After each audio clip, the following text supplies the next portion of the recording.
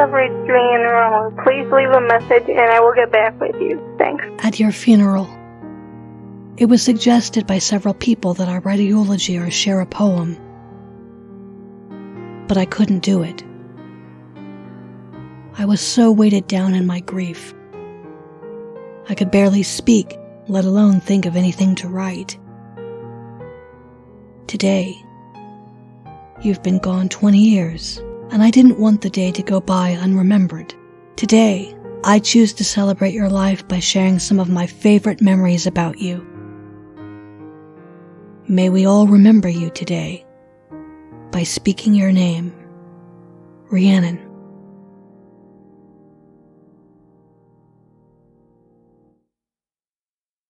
No one remembers their own birth, but I know ours was a complicated one, and most would call our survival a miracle. As preemies, you and I had to fight for our lives. I came into this world weighing 1 pound and 7 ounces, and you were 1 pound and 13 ounces. Mom told us the story of our names. At first we didn't have one. I was baby A, the weaker baby, the one who probably wouldn't make it. And you, baby B, the stronger baby, the one most likely to live, was given the name Rhiannon, because Mom wanted to name one of us Rhiannon, and so the stronger of the two of us was named after the Fleetwood Mac song. As I was growing up, it didn't seem fair to me that you would get the special and more unique name, only shared by 498 babies in the United States, and the one I received was already shared by 11,622 babies besides me. But you loved that song, and you made it your anthem, playing it all the time. It was part of who you were, and when I hear it now at random, when I'm at a store, it sends the message to me that you're saying hi, or watching over me. In school, sometimes teachers struggled with saying your name right, and I remember you used to correct them with, "No, you say it Rhiannon, like the Fleetwood Mac song." And then most of them would get it. One of my favorite stories is more of an after the fact than a story where you participated. When we were about 12, and I had just finished getting dressed, my hair still dripping from the shower, when the phone rings. I answer it, and it's some man trying to sell us tickets to Six Flags.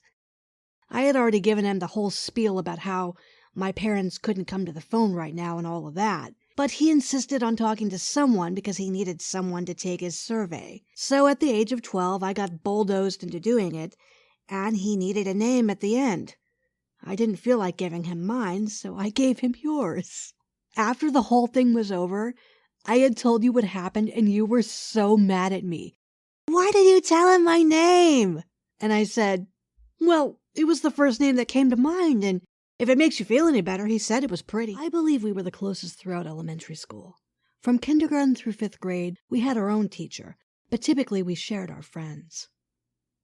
Unfortunately for us, we weren't identical enough to be able to trick anyone, each having our own individual disabilities. You had the cerebral palsy, which affected your left side more prominently, and I had my vision impairment, so it would have been too obvious for everyone. But I like to think we both made an impact on people around us, especially you. After you passed, I reached out to a few of our teachers to see if they could share a memory or two with me.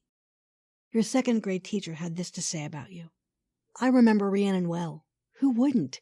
She always had a smile on her face. She had difficulty academically, but never gave up. She worked very hard and always tried her best. She never let her physical disability get in her way. She did everything the other children did.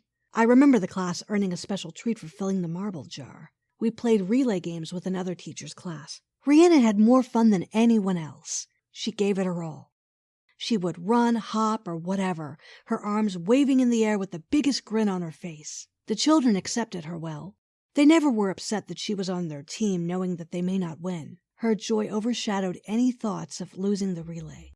They welcomed her in their learning groups and invited her in their play groups. She had a true joy in living. The last time I saw Rhiannon, she was at a special school district function where she received a special award. She was in high school, probably a senior.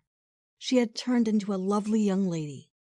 She still had that wonderful smile. I stopped her as she returned from the stage and congratulated her. She just beamed. I will always remember that smile and her friendly way. She was a real trooper, accomplishing all that she did.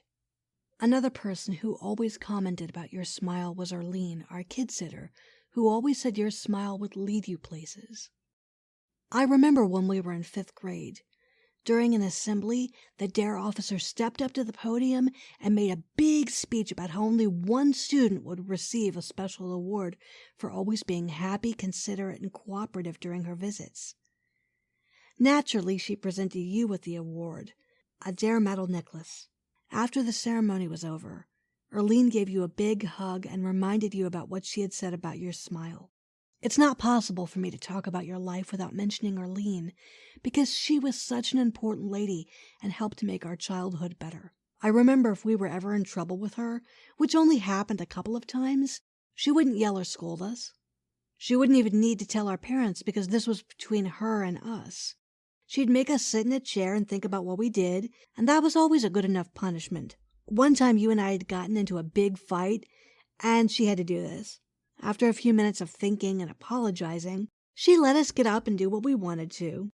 Oh, there were so many happy times over there. You and I enjoyed dress-up, making kites out of paper that never were able to fly, listening to her radio station. She always had it set to this wonderful oldies station that played music from the 40s, 50s, and 60s. The snacks of gooey butter cake and apples. But most of all, I remember the three of us at our kitchen table playing bunco or Uno, or her helping us with our homework. I mention Arlene in this celebration of your life because you and I were so important to her. Two of many that she took care of, but she always had a way of making you feel special. She passed away in 1995, and I like to believe that she's with you, and that you're beating her in bunco and Uno. But you should let her win sometimes, okay? I'm also certain that the two of you were dancing up there because both of you enjoyed doing that. Arlene and her husband Hank had won lots of dancing competitions when they were younger, and you used to dance around the living room floor in these dresses we used to wear that she would get from yard sales for all of the kids that she took care of. One of my favorite memories of being over there with you is when we'd select a movie to watch with her. One of your favorite movies was Dirty Dancing, and Arlene used to say, "That movie isn't dirty.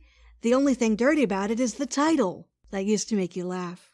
We laughed a lot in her house, and that's what I remember best, the laughter and the love.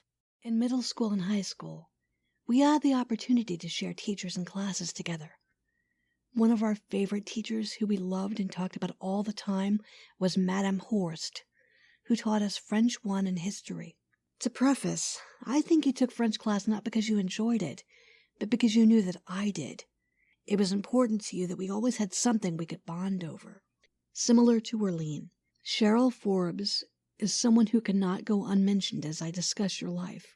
Our history and French teacher, a mentor, and my friend. Cheryl was there for us throughout high school. I remember how she used to bring whatever subject she was teaching alive. One class I remember in particular. We were learning about British history, and she had us watch the film Anne of the Thousand Days. She had said it would be like watching a soap opera, and she wasn't wrong.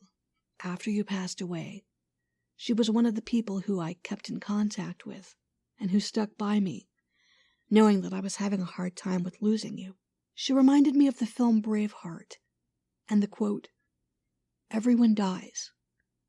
Not everyone lives." Rhiannon truly lived. And so did Cheryl. Sadly, she passed away last October to cancer. Prior to her death, she had wanted to participate in this video in some way. But I was able to find a message she had wrote to me about you. Since I knew and taught you both, I believe this is one of the finest eulogies a twin could have for their twin sister. I always thought Rhiannon was feisty. She never allowed anyone to put her down, despite her disabilities. I'm happy that your life is happy now. She would want that for you. It's been said to me, and I believe it's true, that I was the one person you loved the most on this earth. I had a built-in best friend my own age who I could share my secrets to. Someone who I could run to when I was scared or hurt or upset about something. You were always there. And when we were kids, I think I loved our candy corn parties best.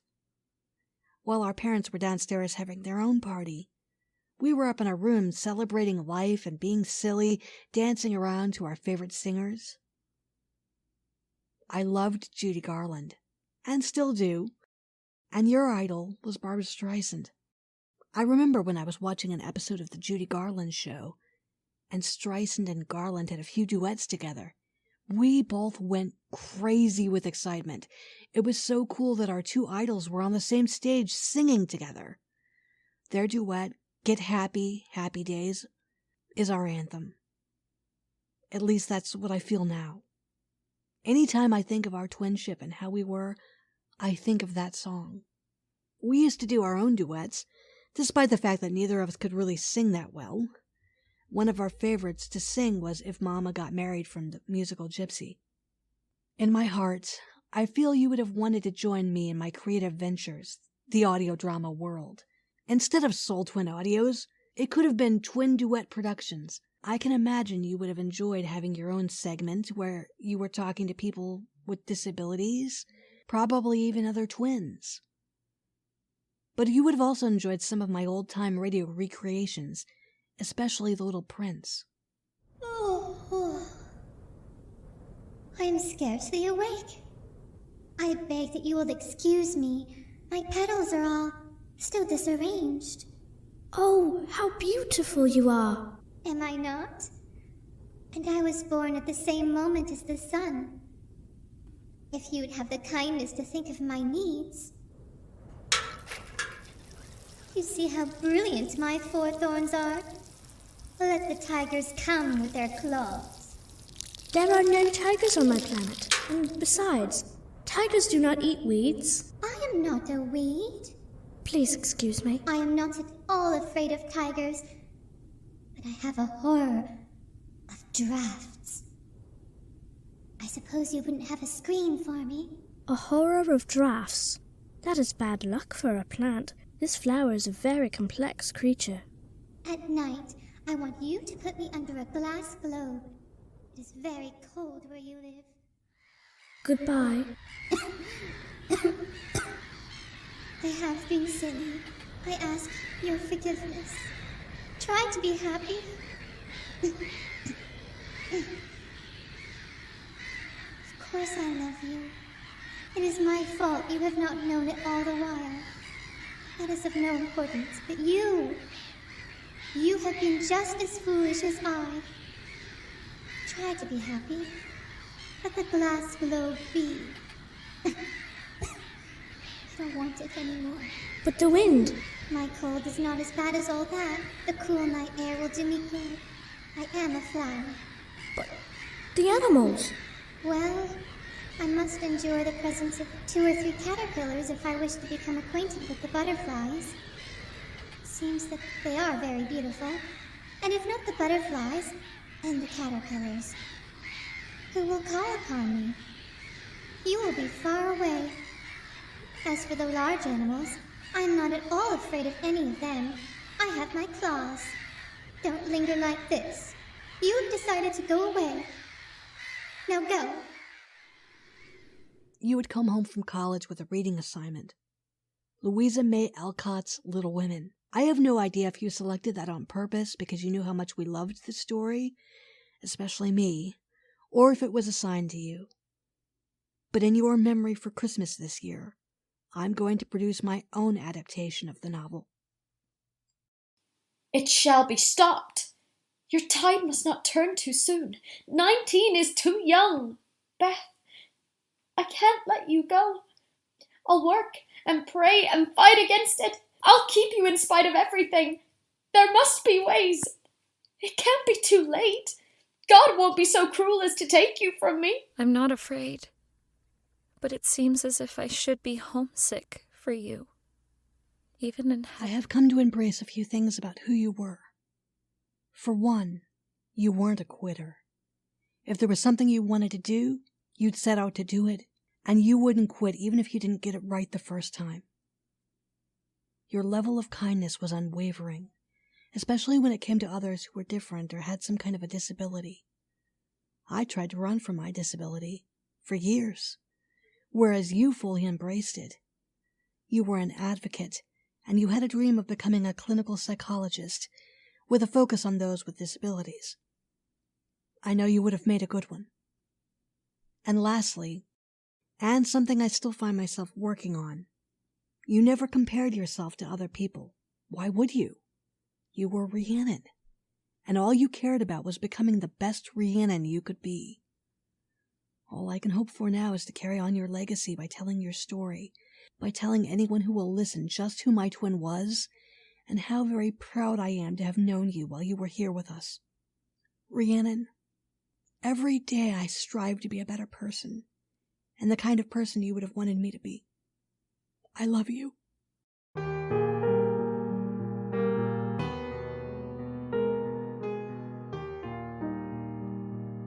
I'd like to thank the following people who helped me create this special Soul Twin talk. Ross Bernhardt for writing Rhiannon's main theme, Jonas Fair, Alexa Chipman, Dorothy Farrington, Kat, and Null of Zangathor Studios for bringing The Little Prince to life through voice work and animation, and Sarah Nelson and Tanja Milojevic for providing the voices of Joe and Beth March. But most of all, I would like to thank Rhiannon for giving me 22 years of beautiful memories. She will always be my inspiration, the Beth to my Joe, my twin, forever.